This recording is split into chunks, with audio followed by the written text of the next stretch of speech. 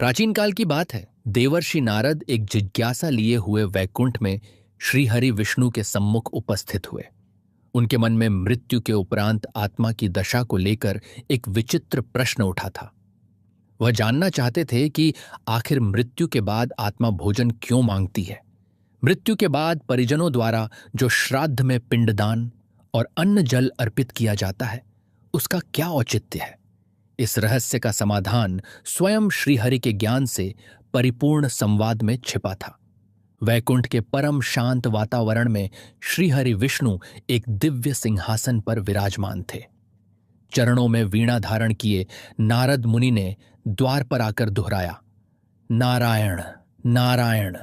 प्रभु की कृपा से प्रवेश की आज्ञा पाकर नारद आगे बढ़े और हाथ जोड़कर बोले, प्रभो, मैं एक प्रश्न लेकर आपकी शरण में आया हूं। विष्णु ने मुस्कुराकर कहा, देवर्षि नारद, आपका स्वागत है। बताइए, किस जिज्ञासा ने आपको व्याकुल किया है। उनकी वाणी सदा की भांति मधुर थी। नारद ने विनम्रता से कहा, हे भगवन, मैंने मृत्युलोक में एक अद्भुत घटना देखी है।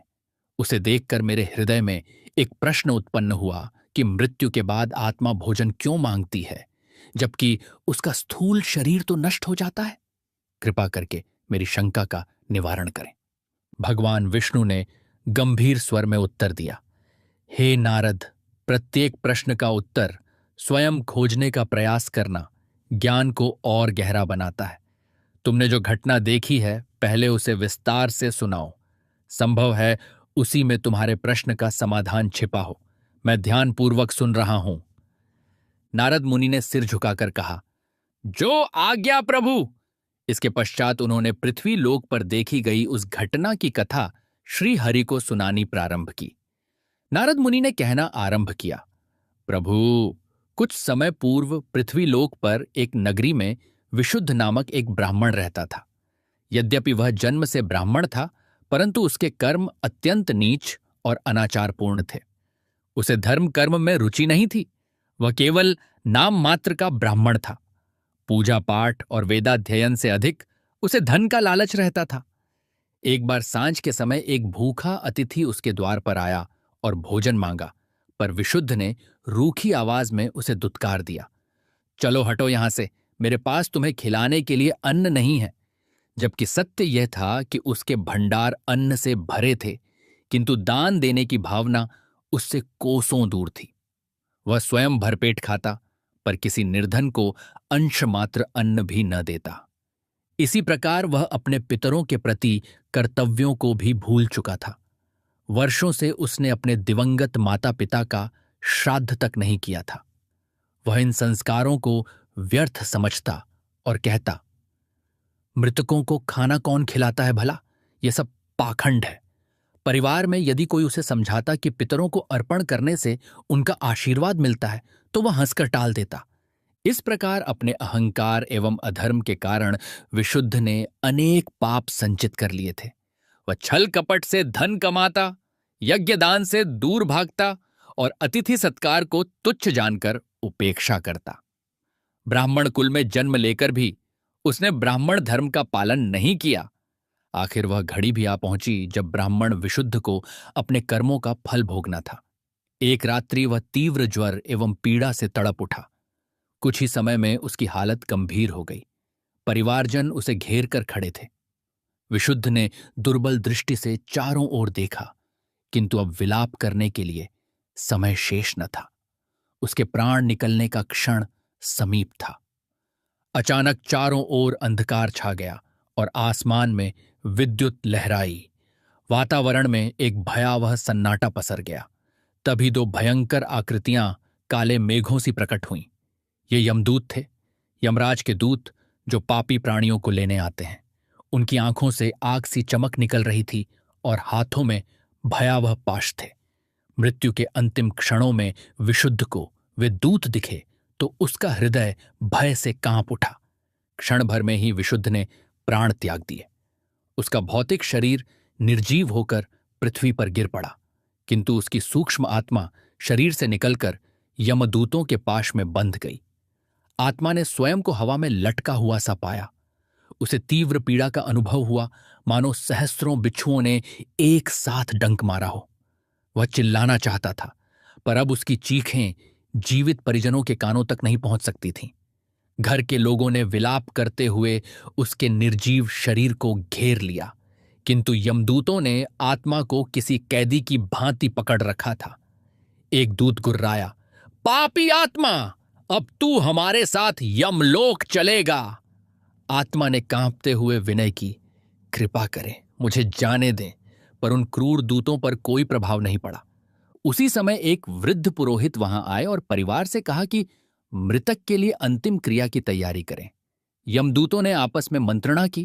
फिर एक बोला, इसके कर्म इतने भ्रष्ट हैं कि इसे तुरंत ले जाना चाहिए, किंतु इसे प्रेतयोनि में कुछ समय भूख प्यास की यातना भोगने दो। 13वें दिन हम फिर आकर इसे यमराज के समक्ष प्रस्तुत करेंगे। यह कहकर वे अदृश्य हो गए। विशुद्ध की आत्मा अब स्वतंत्र तो थी, पर स्थूल शरीर के बिना अदृश्य रूप में भटकने को अभिशप्त थी। परिवार वालों ने अगले दिन जैसे तैसे उसका दाह संस्कार तो कर दिया, परंतु आत्मा के तर्पण हेतु पिंडदान और श्राद्ध के नियमों को उन्होंने गंभीरता से नहीं निभाया। विशुद्ध का पुत्र अपने पिता की तरह ही मूढ़ निकला। उसने क्रियाकर्म को केवल एक औपचारिकता की तरह निभाया और पंडित द्वारा बताए गए दैनिक पिंडदान को महत्व नहीं दिया। परिणामतः उस ब्राह्मण की आत्मा को मरने के बाद पहला पिंड भी नसीब नहीं हुआ। अब वह प्रेत बनकर अपने ही घर के आसपास भूखी प्यासी भटकने लगी। पहली ही रात उसकी पत्नी ने भारी मन से घर के आंगन में एक दीपक जलाकर पास ही जल से भरा कलश रख दिया। वह रोते हुए ईश्वर से प्रार्थना करने लगी कि उसके पति की आत्मा को शांति मिले। प्रेत रूप में विशुद्ध अपनी पत्नी की यह श्रद्धा देख रहा था। उस दीपक के आलोक और जल की उपस्थिति से उसे क्षणिक सांत्वना मिली, मानो किसी ने ठंडे जल की कुछ बूंदें उसके तप्त कंठ पर छिड़क दी हों। किंतु उसे ठोस अन्न न मिलने से भूख की ज्वाला फिर भी धधकती रही। अगले दिन सुबह उसने देखा कि उसका पुत्र इन क्रियाओं को अंधविश्वास कहकर उपहास कर रहा है। पत्नी ने दुखी होकर उसे समझाने का प्रयास किया कि इन कर्मों से आत्मा को शांति मिलती है, पर पुत्र ने पिता की भांति जिद्दी स्वभाव दिखाते हुए सारी बात अनसुनी कर दी। इस उपेक्षा ने प्रेतात्मा को और अधिक क्षुब्ध कर दिया। विशुद्ध की प्रेतात्मा अत्यंत दयनीय दशा में घर के आंगन में भटक रही थी। उसे तीव्र भूख और प्यास महसूस हो रही थी, परंतु वह कुछ भी खाने पीने में असमर्थ थी। कभी वह व्याकुल होकर रसोई घर की ओर दौड़ती, जहां से उसके परिजनों के भोजन की सुगंध आ रही थी, किंतु वह चाहकर भी एक ग्रास न निगल पाती। कभी वह अपने रोते हुए परिवार के पास जाकर सहायता मांगना चाहती, पर उसकी फरियाद कोई सुन नहीं पाता था। अंततः वह हताश होकर आकाश की ओर देखकर विलाप करने लगी, हाँ ईश्वर, यह कैसी यंत्रणा है? मुझसे तो यह भूख अब सही नहीं जाती। कोई है जो मेरी पुकार सुने। सहसा आंगन में दिव्य ज्योति प्रकट हुई और देवर्षि नारद वहां अवतरित हो गए। उन्हें देख प्रेतात्मा चकित रह गई। उसने कांपते हुए स्वर में पूछा, आप नारद मुनि हैं? क्या आप मुझे देख सकते हैं?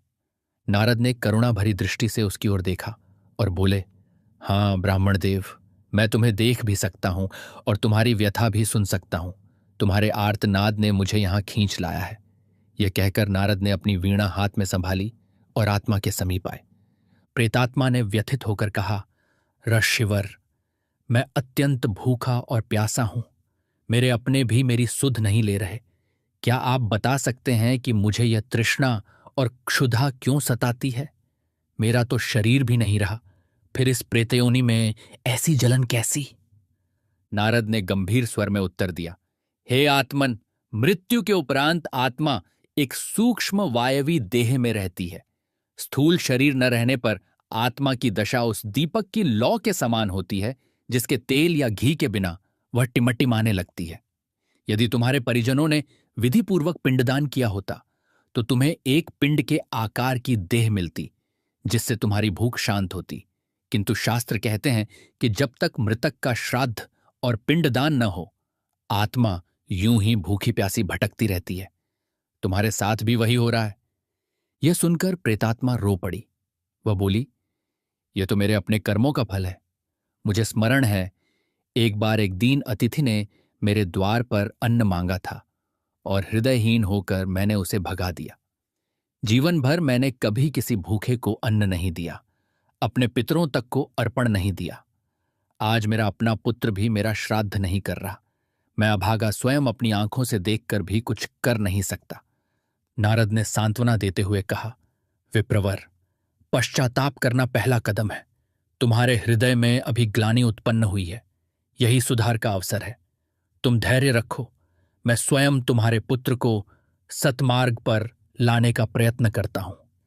यदि वह अब भी उचित विधि से तेरा श्राद्ध करे तो तुम इस यातना से मुक्त हो सकते हो। प्रेतात्मा ने आशा भरी दृष्टि से नारद की ओर देखा और उनके चरणों में गिरने का प्रयास करते हुए कहा, यदि आप मेरा उद्धार कर सकें तो मैं सदा आपका ऋणी रहूंगा।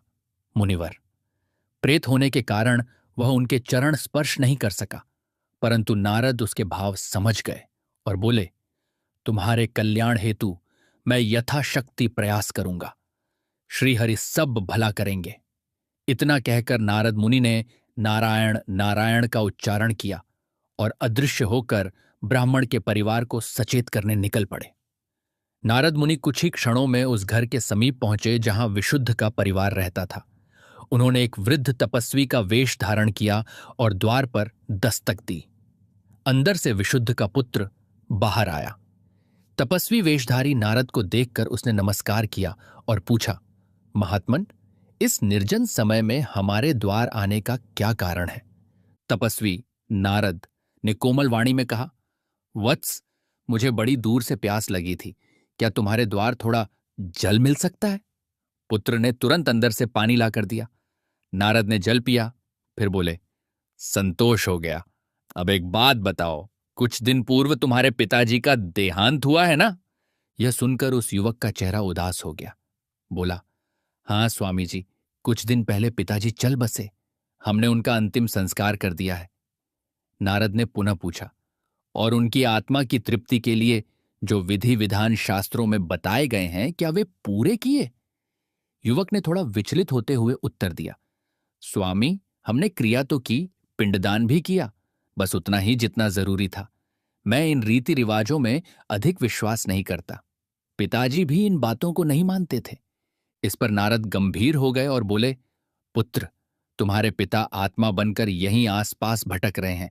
क्या तुम जानते हो कि यदि श्राद्ध कर्म ठीक से न किया जाए तो मृत आत्मा को शांति नहीं मिलती? वह प्रेत बनकर भूख प्यास से तड़पती है और अपने परिजनों की उपेक्षा से कुपित होकर अनिष्ट भी कर सकती है। यह सुनकर युवक कुछ घबराया।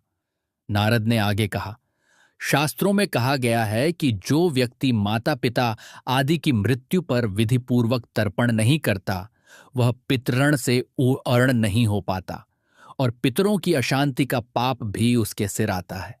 तुम्हारे पिता की आत्मा इस समय प्रेतयोनि में दुहक पा रही है। क्या तुम्हारा कर्तव्य नहीं कि उन्हें तृप्ति प्रदान करो? ये शब्द सुनकर पुत्र की आंखें खुलने लगीं। युवक ने लज्जित होकर सिर झुकाया और बोला, स्वामी जी, मुझसे भूल हुई जो मैंने पिताजी के श्राद्ध को हल्के में लिया। कृपा करके मार्गदर्शन करें कि अब मैं क्या कर सकता हूं जिससे उनकी आत्मा को शांति मिले। तब नारद मुनि ने अपना वास्तविक रूप प्रकट किया। आंगन में देवर्षि नारद को दिव्य रूप में देखकर पुत्र अचंभित हो गया और चरणों में दंडवत होकर बोला, देवर्षि, आपने स्वयं आकर मेरी आंखें खोल दी। मैं सौभाग्यशाली हूं। कृपया बताएं कि मुझे क्या करना चाहिए। नारद ने आशीर्वाद देते हुए कहा, उठो वत्स, समय शीघ्र बीत रहा है। आज ही श्रद्धापूर्वक अपने पिता का श्राद्ध पूर्ण विधि से संपन्न करो। नारद ने विस्तार से समझाते हुए कहा, नदी तट से पवित्र जल ले आओ, अच्छे ब्राह्मणों को आमंत्रित करो और अपने पिता की आत्मा को पिंड अर्पित करो। तिल, कुश, पुष्प और गंगा जल से तर्पण दो। उन्हें प्रिय भोजन बनाकर अग्नि एवं गाय को भोग लगाओ। फिर ब्राह्मणों को आदर पूर्वक भोजन कराकर दान दक्षिणा दो। तुम यह सब श्रद्धा और प्रेम से करोगे तो अवश्य ही तुम्हारे पितृ प्रसन्न होंगे और उनकी आत्मा को तृप्ति मिलेगी। युवक ने पूरी निष्ठा से नारद द्वारा बताया गया प्रत्येक नियम पालन किया। उसी दिन घर में पुनः श्राद्ध का आयोजन किया गया। विधि विधान पूर्वक तर्पण, पिंडदान और आदरपूर्वक ब्राह्मण भोजन कराया गया। पुत्र ने अपने हाथों से पिंड अर्पित करते हुए मन ही मन पिता से क्षमा याचना की। नारद मुनि स्वयं वहां उपस्थित रहकर सारा कर्मकांड संपन्न करवाते रहे। जैसे ही पिंड का अंश अग्नि एवं गाय को अर्पित कर पृथ्वी पर रखा गया, अदृश्य रूप में प्रेतात्मा ने उस पिंड से उत्पन्न सूक्ष्म भोजन को ग्रहण किया। वर्ष भर से अधूरी प्यास जैसे बूंद बूंद पानी पाकर शांत हो रही थी। प्रेतात्मा को पहली बार तृप्ति का अनुभव हुआ और उसके हृदय में शांति का संचार होने लगा। उस रात्रि ब्राह्मण की आत्मा ने स्वप्न में अपनी पत्नी और पुत्र को दर्शन दिए। वह प्रसन्न व शांत प्रतीत हो रही थी। पत्नी ने देखा कि उनके पति उज्ज्वल रूप में कह रहे हैं, तुम्हारे प्रेम और श्रद्धा से मुझे शांति मिली। ईश्वर तुम्हारा कल्याण करें। उसी भांति पुत्र को भी स्वप्न में पिता का आशीर्वाद मिलता अनुभव हुआ। प्रातःकाल मां बेटे ने अपने स्वप्न एक दूसरे को बताए तो यह जानकर उनके हृदय में संतोष हुआ कि आत्मा को तृप्ति मिल चुकी है और वह अब आगे प्रस्थान करने वाली है। श्राद्ध कर्म संपन्न होने के तुरंत पश्चात 13वें दिन यमदूत फिर से उस प्रेतात्मा को लेने आ पहुंचे। इस बार प्रेतात्मा के मुख पर पहले जैसी व्याकुलता नहीं थी। उसे पुत्र के कर्तव्य पालन से कुछ शांति मिल चुकी थी। यमदूतों ने कठोर स्वर में पुकारा, समय पूर्ण हुआ, आत्मा चलने को तैयार हो। प्रेतात्मा ने अंतिम बार अपने घर की ओर दृष्टि डाली और फिर नारद मुनि को कृतज्ञतापूर्ण प्रणाम किया। नारद ने आशीर्वाद देकर कहा, वत्स, अब धैर्य रखना। यमराज के लोक में अपने कर्मों का फल उचित रूप से भोग कर आत्मा पुनः नई यात्रा आरंभ करेगी। ईश्वर से प्रार्थना करना और मन में श्रीहरि का स्मरण रखना। प्रेतात्मा ने विनम्रता से सिर झुकाया। यमदूतों ने उसे पाश से बांधा और अपने साथ आकाश मार्ग से यमलोक की ओर ले चले। कुछ ही पलों में वे अदृश्य हो गए। नारद मुनि ने भी उस घर के लोगों को आशीष दी और अंतर्धान होकर पुनः वैकुंठ लौट आए, जहां प्रभु विष्णु उनकी प्रतीक्षा कर रहे थे। नारद ने विनीत स्वर में कहा, हे प्रभु, जैसे आपने निर्देश दिया था वैसे ही मैंने सब कुछ प्रत्यक्ष देखा और उचित मार्गदर्शन से उस ब्राह्मण प्रेत की सहायता भी की। अब मेरी जिज्ञासा शांत हुई। वास्तव में आत्मा मृत्यु के बाद इसीलिए अन्न की मांग करती है क्योंकि सूक्ष्म प्रेत देह को संतुष्ट करने के लिए पिंड रूप अन्न जल की आवश्यकता होती है। बिना भौतिक शरीर के भी आत्मा को भूख प्यास सताती है जब तक कि उसे पिंड के माध्यम से आहार न मिले। नारद मुनि ने उत्सुकतावश पूछा, प्रभु, उस ब्राह्मण आत्मा को यमलोक में किस भांति दंड मिला? श्रीहरि विष्णु ने बताया, यमराज की सभा में कांपते हुए उस आत्मा के समक्ष चित्रगुप्त ने उस ब्राह्मण के समस्त पापों का लेखा सुनाया और धर्मराज ने उसके लिए कठोर दंड निर्धारित किए। अतिथि को भूखा लौटाने तथा भूखों को तड़पाने के पाप से उसे पर्यावर्तन नामक नरक की यातना मिलेगी, जहां भयंकर काक, गृध्र आदि पक्षी उसकी देह नोच नोच कर भक्षण करेंगे। कर्तव्य विमुख होकर धर्म त्याग करने के कारण उसे असित पत्र नरक में तीक्ष्ण तलवार जैसे पत्रों वाले कोड़ों से लगातार प्रहार झेलने होंगे। जिसने दीन अतिथि का अपमान किया उसे कृमि भोजन नरक में सड़ते हुए शरीर के साथ कीट पतंगों द्वारा जीवित ही भक्षण का दंड भोगना पड़ेगा। इन घोर यातनाओं के उपरांत उसके पाप नियंत्रित होंगे, तब कहीं जाकर उसे पुनर्जन्म का अवसर मिलेगा। श्रीहरि विष्णु ने सुखद मंद मुस्कान के साथ उत्तर दिया, नारद, तुम्हारी कथा ने यह गूढ़ सत्य उजागर कर दिया है। गरुड़ पुराण तथा अन्य शास्त्रों में भी यह स्पष्ट कहा गया है कि मृत्यु उपरांत जीवात्मा को सूक्ष्म रूप में भी क्षुधा पिपासा का अनुभव होता है। श्रीहरि विष्णु ने आगे कहा, यदि उसके परिजन श्राद्ध आदि कर्तव्यों का पालन करें तो प्रेतयोनि में उस आत्मा को तृप्ति मिलती है और वह अपनी आगे की यात्रा कर पाती है। 13वें दिन श्राद्ध कर्म के बाद यमदूत आत्मा को पकड़ लेते हैं और लगभग 1 वर्ष, लगभग 348 दिनों की कठिन यात्रा के पश्चात यमपुरी पहुंचा देते हैं। लेकिन जो लोग जीवन में धर्म का पालन नहीं करते और मरने पर उनके परिजन भी उनका तत्परता से तर्पण नहीं करते, उनकी आत्माओं को ऐसी ही दुखद स्थिति से गुजरना पड़ता है। इसीलिए जीवित रहते हुए हमें धर्मपूर्वक आचरण करना चाहिए और माता पिता व पितृगण के ऋण से मुक्त होने हेतु श्रद्धापूर्वक उनका श्राद्ध तर्पण करना चाहिए। नारद मुनि ने सहमति में शीश झुकाया और भावुक स्वर में कहा, प्रभो, सचमुच आज एक महान सीख मिली है। अब मैं संसार में जाकर लोगों को इस सत्य से अवगत कराऊंगा ताकि कोई भी अपने पितरों को भूखा न रखे और न ही स्वयं को मृत्यु के बाद ऐसी दुर्दशा भोगनी पड़े। भगवान विष्णु ने हाथ उठाकर नारद को आशीर्वाद दिया। नारद मुनि ने उल्लसित होकर नारायण नारायण का कीर्तन किया। वैकुंठ में उपस्थित दिव्य पार्षदों ने भी जय जयकार की। इस प्रकार नारद की जिज्ञासा का समाधान हुआ और सभी लोगों में यह संदेश फैल गया कि मरने के बाद आत्मा भोजन इसलिए मांगती है ताकि उसकी सूक्ष्म देह को संतुष्टि मिल सके और वह परम गति की ओर प्रस्थान कर सके। दोस्तों, यदि आपको यह कथा ज्ञानवर्धक एवं भावपूर्ण लगी हो तो इसे लाइक अवश्य करें और कमेंट में अपने विचार साझा करें।